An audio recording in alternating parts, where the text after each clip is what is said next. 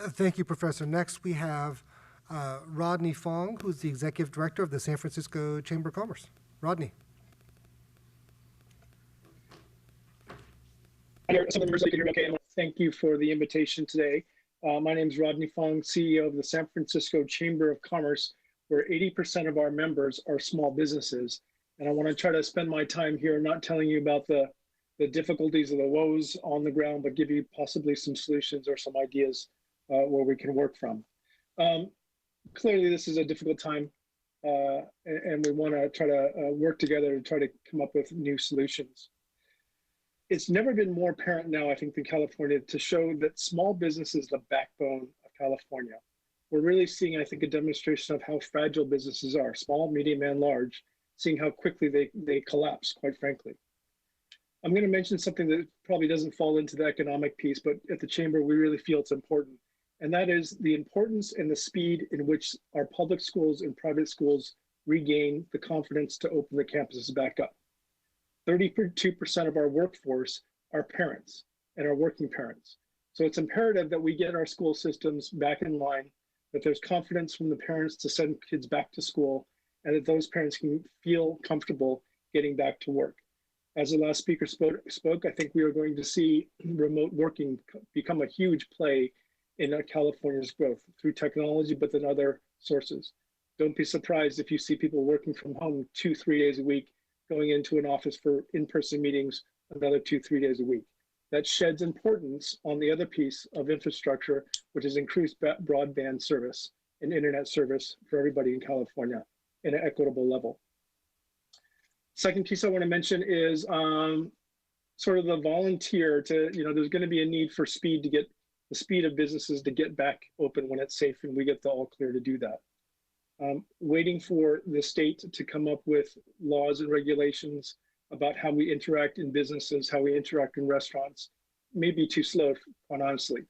I think we should talk about a volunteer certified healthy place standard where businesses can take their best practices, share them, volunteer, potentially agree to some new standardizations.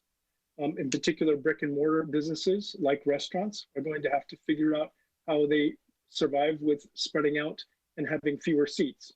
In San Francisco and Los Angeles, it is very difficult for restaurants, even with a full house, to break even. So we need to figure out how they reinvent and adapt themselves. Lastly, I just want to talk about adaptation.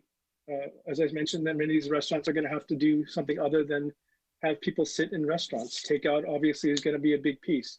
Perhaps having retail inside of restaurants and selling essential goods is going to be critical. We need to adapt.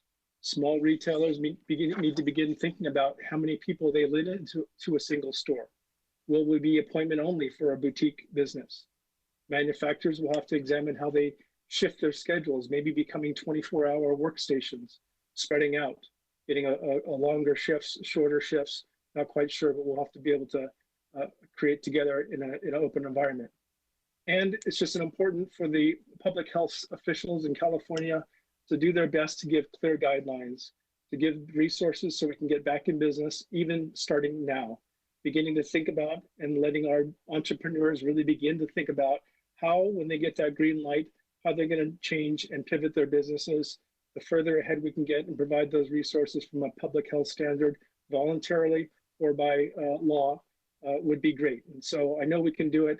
The last thing I want to put importance on is to track the technology of contact tracing technology. We see in other cities around the world where maybe they're a little bit ahead of us. They're using their phones to track who's around them. It's completely private. They're finding out their exposure rate. And a lot of that depends on the volunteer efforts of individuals and businesses to share that. So that is the end of my comments. Happy to stick around for questions, or you can email me at rfong@sfchamber.com.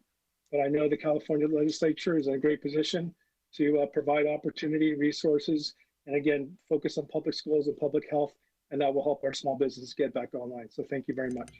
Thank you, Rodney. Next, we're honored to have David Elam from Hill